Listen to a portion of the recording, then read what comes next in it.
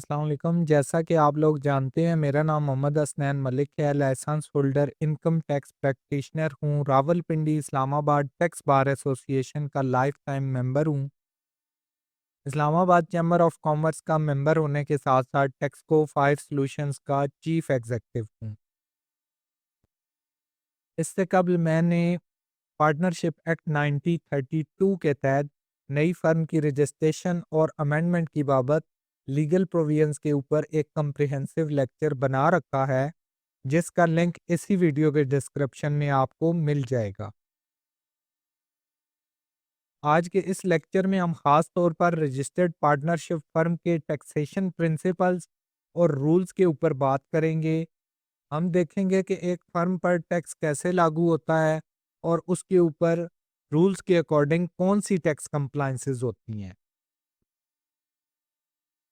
Income tax ordinance 2001 की section 92 में registered partnership firm के लिए तीन अहम बातें बताई गई हैं।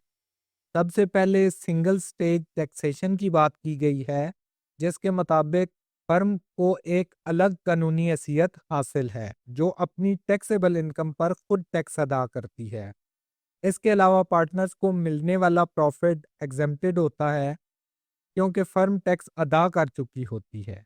अलबत्ता अगर फर्म टैक्स स्लैब कम होने की वजह से टैक्स अदा नहीं करती, तो तमाम पार्टनर्स अपनी अपनी इंडिविजुअल टैक्स रिटर्न्स में इस प्रॉफिट को अपनी नॉर्मल इनकम के साथ क्लब करते हैं और कैलकुलेट करके नॉर्मल टैक्स स्लैब के मुताबिक टैक्स अदा करते हैं। इसके अलावा फर्म की तरफ से पार्टनर्स को की जाने वाली पेमेंट्स जैसे कि सैलरी, कमीशन, इंटरेस्ट वगैरह, इनको बिजनेस एक्सपेंस के तौर पर फर्म डिडक्ट नहीं कर सकती। अगर ऐसा किया जाएगा तो टैक्स डिपार्टमेंट की तरफ से जब भी कभी ऑडिट ओपन होगा, उन एक्सपेंसेस को ऐड बैक करके टैक्सेबल इनकम का पार्ट बना दिया जाएगा। आपके सामने इनकम टैक्स ऑर्डिनेंस 2001 के चैप्टर 5 पार्ट 3 सेक्शन 92 में ये तमाम बातें वाज़े तौर पर तहरीर हैं, जिसमें टैक्सेशन प्रिंसिपल्स मौजूद हैं। इनकम टैक्स ऑर्डिनेंस 2001 के फर्स्ट शेड्यूल में इंडिविजुअल्स और एओपी के टैक्स रेट्स दिए गए हैं, यानी रजिस्टर्ड फर्म्स इन्हीं टैक्स रेट्स के मुताबिक नॉर्मल टैक्स स्लैब्स के मुताबिक नेट प्रॉफिट पर टैक्स अदा करती हैं। आपके सामने नॉर्मल टैक्स स्लैब का टेबल मौजूद है, जो कि इनकम टैक्स ऑर्डिनेंस 2001 के फर्स्ट शेड्यूल के पार्ट 1 में तहरीर है। सेक्शन 165 के तहत रजिस्टर्ड फर्म के लिए विदहोल्डिंग टैक्स कंप्लायंसेस लाजमी है। ये सेक्शन इन टैक्सों की रिपोर्टिंग का मेन पिलर है, जो फर्म थर्ड पार्टीज को पेमेंट करती वक्त डिडक्ट करती है और एफबीआर के विदहोल्डिंग टैक्सेस को पे करने के साथ साथ क्वार्टरली बेसिस पर विदहोल्डिंग स्टेटमेंट्स फाइल करती है। बतौर विदहोल्डिंग एजेंट फर्म की जिम्मेदारी है कि वो सप्लाईज के ऊपर, सर्विसेज के ऊपर और कॉन्ट्रैक्ट्स के ऊपर टैक्स की विदहोल्डिंग्स करे और एफबीआर रूल्स के मुताबिक टैक्स रिपोर्ट करे। विदहोल्डिंग सेक्शंस में दो मेन सेक्शंस जो सबसे पहले देखी जा सकती हैं, जिनका तल्लक टैक्स रेट्स के साथ होता है, जैसा कि सेक्शन 149 है। इसके तहत अगर फर्म अपने किसी एम्प्लॉय को सैलरी देती है, तो इसे ये देखना है कि इसकी एनुअल सैलरी 6 लाख से ज़ायद तो नहीं बनती। अगर 6 लाख से ज़ायद बनती है, तो सैलरी टैक्स स्लैब के मुताबिक वो इसकी टैक्स को 12 मंथ्स में डिवाइड करेगी और टैक्स विदहोल्डिंग करके क्वार्टरली बेसिस पर पे करने के साथ साथ विदहोल्डिंग स्टेटमेंट्स फाइल करेगी। इसी तरह फर्म ने अपना अगर रेंट पे ऑफिस ले रखा है, तो रेंट की पेमेंट करते वक्त सेक्शन 155 के तहत देखेगी कि एनुअल रेंट 3 लाख से ज़्यादा है, तो इसके ऊपर विदहोल्डिंग करके टैक्स पे करेगी और विदहोल्डिंग स्टेटमेंट्स फाइल करेगी और रिमेनिंग रेंट जो रह जाएगा वो पे करेगी। आपके सामने इनकम टैक्स ऑर्डिनेंस 2001 के फर्स्ट शेड्यूल पार्ट 1 में सैलरी टैक्स स्लैब दिया गया है। इसके मुताबिक सैलरी पर एडवांस इनकम टैक्स की विदहोल्डिंग करके फर्म अपने एम्प्लॉयज को सैलरी पे करती है। इसी तरह इनकम टैक्स ऑर्डिनेंस 2001 के फर्स्ट शेड्यूल के पार्ट 3 में रेंट पर इनकम टैक्स की विदहोल्डिंग की बाबत शेड्यूल दिया गया है, जिसके मुताबिक फर्म ने अगर विदहोल्डिंग बनती है तो टैक्स डिडक्ट करके बकिया रेंट अदा करना होता है और टैक्स अदा करके विदहोल्डिंग स्टेटमेंट्स फाइल करना होती हैं। इसके बाद अगर फर्म का टर्नओवर 100 मिलियन यानी 10 करोड़ रुपए या इससे जायद हो तो सेक्शन 153 1A के तहत गुड्स की सप्लाई के ऊपर, सेक्शन 153 1B के तहत सर्विसेज के ऊपर और सेक्शन 153 1C के तहत कॉन्ट्रैक्ट्स की एग्जीक्यूशन के ऊपर मिनिमम एडवांस टैक्स रेट के मुताबिक विदहोल्डिंग की जाती है और टैक्सेस पे करके विदहोल्डिंग स्टेटमेंट्स फाइल की जाती हैं। इसके अलावा हाई इनकम और डीम टैक्सेस की बाबत सेक्शन 4C 7E और 7F को भी मद्देनजर रखा जाता है। अगर फर्म के नाम पर कोई इमूवेबल प्रॉपर्टी है और इसको सेल करने लगे हैं तो इस पर हासिल होने वाली कैपिटल गेन इनकम पर सेक्शन 37 सब सेक्शन 2 के तहत टैक्स अदा करना होता है, जबकि अगर फर्म ने कोई शेयर्स खरीद रखे हैं तो इनकी ट्रांसफर पर सेक्शन 37A के तहत कैपिटल गेन को मद्देनजर रखते हुए टैक्स स्लैब के अकॉर्डिंग टैक्स पे करना होता है। इसके अलावा फर्म को सेक्शन 113 के तहत ये देखना होता है कि फर्म के एनुअल टर्नओवर के मुताबिक 1.25% टैक्स कितना बनता है। अगर ये मिनिमम टैक्स आपकी फर्म का नॉर्मल टैक्स से ज्यादा बन रहा है तो फिर आपको मिनिमम टैक्स 1.25% अदा करना होता है और अगर आपकी फर्म का नॉर्मल टैक्स ज्यादा बन रहा है तो फर्म को नॉर्मल टैक्स पे करना होता है। इसके अलावा फर्म ने सेक्शन 147 के तहत एफडीआर की तरफ से प्रीवियस पेड नॉर्मल टैक्स की बेस पर एडवांस टैक्स के नोटिस मसूल होते हैं जिसकी कंप्लायंस करना होती है। इसके अलावा सेक्शन 148 के तहत इंपोर्ट के ऊपर, सेक्शन 150 के तहत डिविडेंड्स के ऊपर, सेक्शन 151(7)(b के तहत बैंक प्रॉफिट्स के ऊपर, सेक्शन 152 के तहत नॉन रेजिडेंट्स को पेमेंट्स करते वक्त इन तमाम टैक्सेस को मद्देनजर रखते हुए टैक्सेशन प्रिंसिपल्स की कंप्लायंसेस करना होती हैं।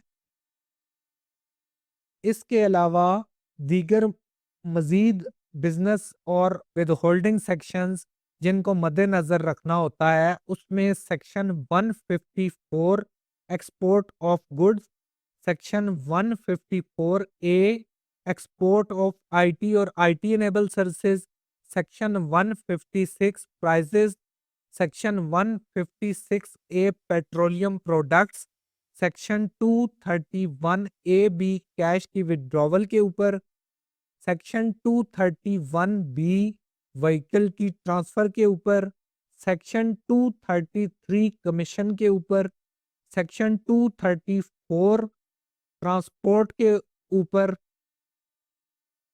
सेक्शन 235 इलेक्ट्रिसिटी बिल के ऊपर, सेक्शन 236 टेलीफोन और इंटरनेट बिल के ऊपर, सेक्शन 236 ए ऑक्शन के ऊपर, सेक्शन 236 जी डिस्ट्रीब्यूटर्स के ऊपर, सेक्शन 236 एच रिटेलर्स के ऊपर,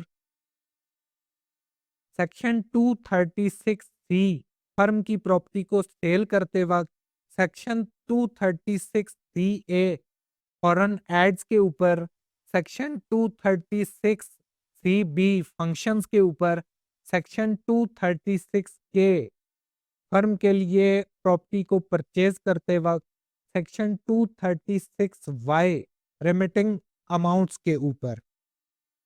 इन तमाम सेक्शंस के अकॉर्डिंग कुछ टैक्सेस ऐसे होते हैं जो एडजस्टेबल होते हैं, कुछ टैक्सेस ऐसे होते हैं जो मिनिमम टैक्स होते हैं, बिजनेस कैलकुलेशन के साथ उनको देखा जाता है।